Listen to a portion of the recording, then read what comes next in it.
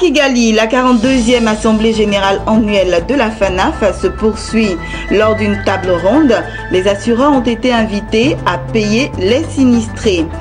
En Côte d'Ivoire, le ministre ivoirien de la promotion de la jeunesse, de l'emploi des jeunes et du service civique, Sidi Tiemoko Touré, a visité les jeunes qui ont bénéficié de l'opération Agir pour la promotion et l'insertion professionnelle des jeunes. Et puis toujours concernant le déguerpissement du marché de Saint-Jean, la mairie de Cocody, à travers son service juridique, a dit son ras-le-bol quant aux propos diffamatoires de l'ancien promoteur du marché de Saint-Jean. Bonsoir à tous, bienvenue à ce temps d'information. Un mot d'assurance à l'entame de ce journal. On se sépare toujours en amis quand on vient de souscrire à une police d'assurance.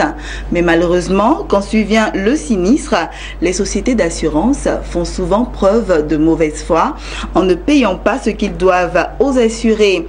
Toutes ces plaintes régulières des populations ont été portées à Kigali, au Rwanda, où se tient la 42e Assemblée Générale Annuelle de la FANAF.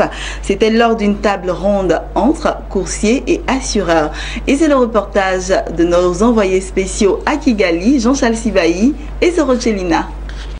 On doit se poser vraiment des questions sur un certain type de pratiques qui cassent nos marchés. Parler à bâton rompu et se dire les 4 vérités. Voici ce qui était attendu de la table ronde entre la FANAF et la FIAC, la Fédération interafricaine des assureurs conseils, lors de ses 42e Assemblée générale annuelle des professionnels de l'assurance. Les apporteurs d'affaires, ces intermédiaires en assurance, encore appelés courtiers, se sont posés en défenseurs des assurés, reprochant aux compagnies d'assurance de ne pas payer les sinistres comme il se doit et à temps. Une situation qui jette le discrédit sur non seulement les courtiers, mais aussi les sociétés d'assurance. Les retards dans les règlements des sinistres qui causent des préjudices aux assurés. Et vous savez, dans la relation tripartite entre l'assuré, l'assureur et nous-mêmes, nous représentons donc les assurés. Et donc, à ce titre, nous sommes leur porte-voix. Et quand il y a des difficultés, donc quand nos assurés rencontrent des difficultés à se faire indemniser, les premières personnes qui répondent de ça, c'est d'abord les courtiers. Bien vrai que nous ne réglons pas les sinistres, mais c'est nous qui sommes en face du client. Et donc, c'est nous qui essuyons d'abord les colères du client. Il faudrait absolument que les assureurs, donc les compagnies d'assurance, arrivent à faire un règlement dirigeant des sinistres.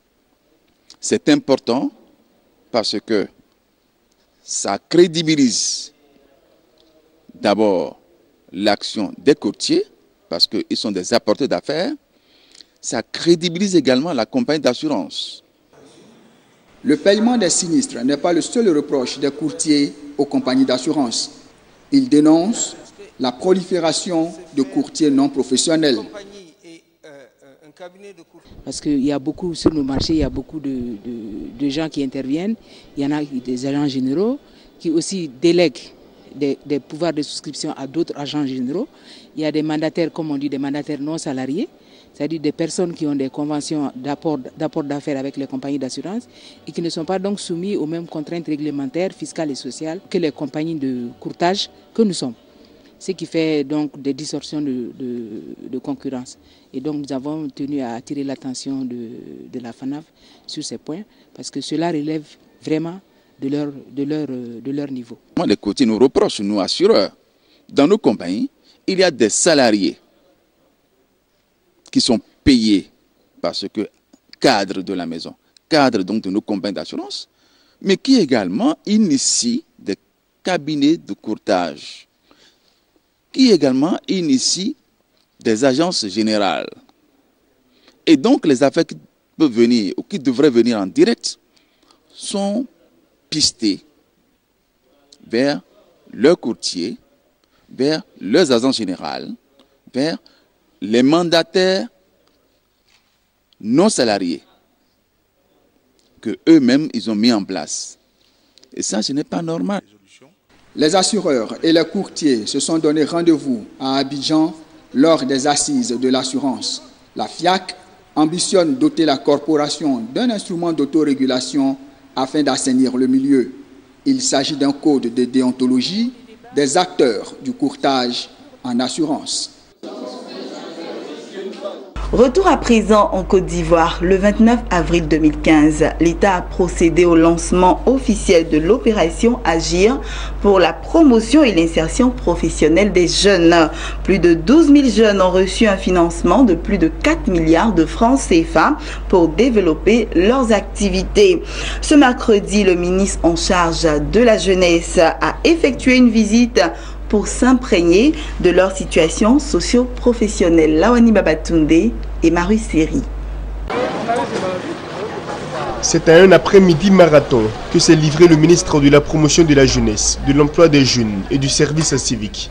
Sidi Touré Tiemoko s'est rendu successivement à Tekoubé et Yopougon, deux communes d'Abidjan, où il a visité les bénéficiaires de l'opération Agir pour les jeunes, lancée à Abidjan le 29 juillet 2015. Ces jeunes Ivoiriens ont reçu des prêts du gouvernement ivoirien pour développer leurs activités. Plusieurs mois après, les résultats sont satisfaisants, ce qui justifie les félicitations du ministre Sidi Touré Tiemoko. J'ai bénéficié de 900 000 francs pour augmenter mon business et ça va un peu. Le moment là, oui, ça avance. J'ai fini de solder tout et je compte m'y rendre là-bas encore. Pour prendre un prêt, pour avancer plus. J'ai reçu la somme de 500 000 francs. Elles m'ont servi à agrandir mon commerce. Je dirais que ça va parce qu'avant, je payais la marchandise pour revendre. Maintenant, moi-même, je produis la marchandise. J'ai remboursé le prêt en totalité. Avant, j'étais seule, mais aujourd'hui, grâce à ce prêt, j'ai pu embaucher 2 personnes. Après toute une période d'opérationnalisation du dispositif, l'entièreté de la ressource qui a été prêtée aux jeunes est à pratiquement 70% de remboursement. L'État a reconstitué les 3,6 milliards et est prêt maintenant à repartir dans une seconde phase de l'opération Agir pour les jeunes. Et c'est à cet effet que nous sommes venus essayer de voir un peu comment est-ce que les jeunes se comportent avec ce projet. Et j'ai beaucoup de satisfaction à constater qu'il y a énormément de remboursement du point de vue des jeunes. C'est dire un changement de mentalité chez les jeunes qui sont de plus en plus responsables et qui savent tenir les choses qui leur sont confiées, mais surtout qui savent ce qu'ils attendent par rapport à l'avenir. Et ça, je pense que le gouvernement les a entendus et les a accompagnés et continuera à les accompagner. Tout comme ces jeunes, ce sont 12 337 jeunes Ivoiriens qui ont reçu des financements pour un montant total de plus de 4 milliards de francs CFA. À travers ce programme Agir pour les jeunes, le gouvernement ivoirien veut développer les micro-entreprises et les activités génératrices de revenus pour ainsi lutter contre le chômage des jeunes. Intéressons-nous à présent à la démolition du marché de Saint-Jean à Cocody, à Abidjan, en Côte d'Ivoire, qui fait couler beaucoup d'encre et de salive. Après la conférence de presse de l'ancien promoteur de ce marché, Kwasi Kofi Félix dit KKF, la mairie de Cocody dit sa part de vérité. À travers son service juridique, la mairie de Cocody crie son ras-le-bol quant aux propos de KKF qu'elle considère de diffamatoires. C'était lors d'une conférence de presse dans les locaux de la mairie de Cocody. Max Zoubi pour le commentaire. Le déguerpissement des commerçants et la démolition du marché de Saint-Jean à Cocody fait couler beaucoup d'encre et de salive. Cette fois, en réaction à une conférence de presse du promoteur Kwasi Kofi Félix dit KKF, c'est la mairie de Cocody qui monte au créneau pour dire sa part de vérité. Pour le sous-directeur des affaires juridiques et du contentieux de la mairie de Cocody, tous les engagements de la mairie envers KKF ont été respectés. Il a souligné que les différentes parties se sont engagées en connaissance de cause. La mairie estime, pour ce qui la concerne, qu'elle a respecté toutes ses obligations contractuelles vis-à-vis des IGS. Là où on avait une durée de 2 ans, parce que le site n'appartenait pas à la mairie de Cocody, le maire avait négocié avec le propriétaire de la parcelle pour mettre cette parcelle à la disposition de la commune de Cocody pour le recasement des commerçants sinistrés pour une durée de 24 mois. De 24 mois, nous nous retrouvons à pratiquement plus de 10 ans d'occupation de la parcelle. Là où M. KKF devait exploiter le marché provisoire sur 2 ans pour, n'est-ce pas, retirer les montants investis et éventuellement faire les bénéfices qu'il voulait en 2 années, KKF a eu 10 ans pour le faire. C'est vrai, c'est tout bénéf pour lui. Nous sommes surpris aujourd'hui lorsque KKF, toujours se prévalant de la même convention, nous dit qu'il a eu à signer une convention sous la forme d'un système BOT.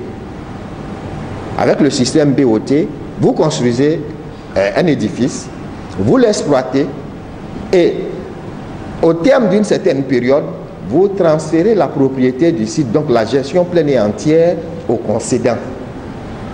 Or, dans notre cas d'espèce, il ne s'agit nullement d'un système BOT. La mairie de Cocody estime avoir procédé au déguerpissement des commerçants et à la démolition du marché de l'espace Saint-Jean de manière légale. Lorsque M. KKF dit que la mairie a agi de façon brutale, c'est dit alors qu'il n'a jamais été saisi du projet du déguerpissement qui devait avoir lieu. Là encore, nous nous inscrivons en faux parce que nous avons des documents que nous avons transmis à M. KKF et même aux commerçants qui étaient sur le site. Il s'agit notamment de 2 mises en demeure. La mairie de Cocody s'insurge contre toute allégation faite par l'ancien promoteur KKF et met en garde. Tout ce que M. KKF dit, il le dit, c'est normal pour sa défense. Mais ce sont des allégations. Pour respect pour lui, je ne dirais pas que ce sont des propos diffamatoires.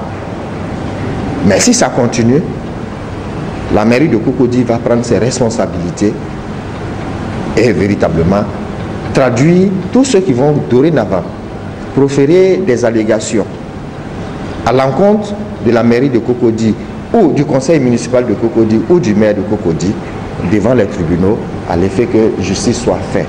Un autre argument de poids qui, selon Gomis Abdoulaye Nassi, justifie la démolition du marché de l'espace Saint-Jean de Cocody, c'est la question de la sécurité. Car il s'est développé autour du marché provisoire de Saint-Jean des commerces anarchiques, posant ainsi des problèmes sécuritaires. Quoi qu'on dise, le constat est clair. Le nouveau centre commercial moderne de Cocody est sorti de terre. Mais la sempiternelle question de la cherté des magasins et d'autres box demeure une réalité criante. Voilà, rendons-nous au Tchad pour terminer ce journal. Sachez que la Suisse a procédé au lancement de sa nouvelle stratégie de coopération 2018-2021 avec le Tchad, accompagnée d'un engagement financier d'un montant total de 100 millions de francs suisses, environ 107,4 millions de dollars et 56,8 milliards de francs CFA. Cette stratégie s'articule autour de 3 principaux points. Il s'agit notamment du domaine de la citoyenneté, de la paix et de la prévention de la violence, du domaine de l'éducation de base et de la formation professionnelle et enfin du domaine de l'agriculture et de la sécurité alimentaire. C'est ici que nous refermons ce journal. Je vous souhaite une bonne suite de programmes sur Business 24 Africa.